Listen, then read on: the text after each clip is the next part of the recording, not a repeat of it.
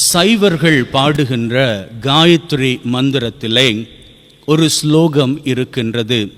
அது சமஸ்கிருத மொழியிலே எழுதப்பட்டது. அதன் தமிழாக்கம் இதுதான்: பாவத்திலே பிறந்து பாவத்திலே வாழ்கிறேன். நான் பாவத்திலே மடிவதற்கு முன்பாக இறைவா, நீ என்னை வந்து காத்தருள வேண்டும். இறைவா, நீ என்னை வந்து காத்தருள வேண்டும் என்கின்ற அந்த வார்த்தை பிரயோகத்தை ஹரி ஹரே என்று சொல்லுவார்கள். அதுதான் பிற்காலத்தில் அரோஹரா என்று மாறியதாக சொல்லப்படுகின்றது. ஆக எந்த மதமாக இருந்தாலும் பாவம் என்கின்ற கொள்கை இருக்கத்தான் செய்கின்றது.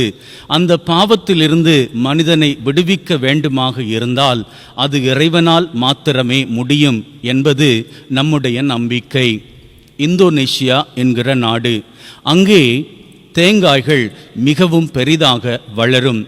ஆகவே என்ன பண்ணுவார்கள், அங்கிருப்பவர்கள் குரங்குகளை பிடிப்பதற்கு ஒரு வழி பண்ணுவார்கள்.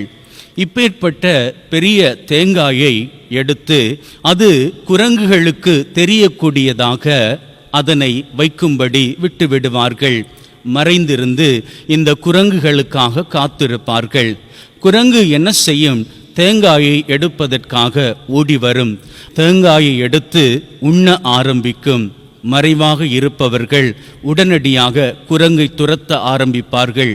அந்த வேளையிலே தேங்காயை குரங்கு விடாப்பிடியாக பிடித்து கொண்டு ஓட ஆரம்பிக்கும். ஒரு கட்டத்தில் முடியாமல் களைத்து கீழே விழுந்துவிடும்.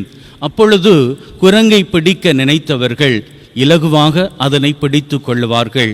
அந்த நிலையில் கூட குரங்கு தேங்காயை விட்டுவிடாது. நன்றாக கவனித்து பார்த்தால் இங்கு தேங்காய் குரங்கை பிடித்திருக்கவில்லை, குரங்குதான் தேங்காயை பிடித்திருந்தது. பாவம் நம்மை பிடித்திருப்பதில்லை, நாம் தான் நம்முடைய சுய லாபத்திற்காக பாவத்தை பிடித்திருக்கின்றோம்.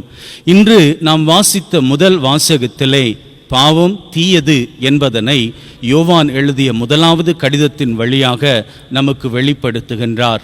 எந்த பாவத்தை பிடித்து வைத்திருக்கிறோம் என்று நாம் நன்றாக அறிவோம். அதனை விட்டுவிட்டால் நம்முடைய வாழ்வு செழிப்படையும். ஆமேன்.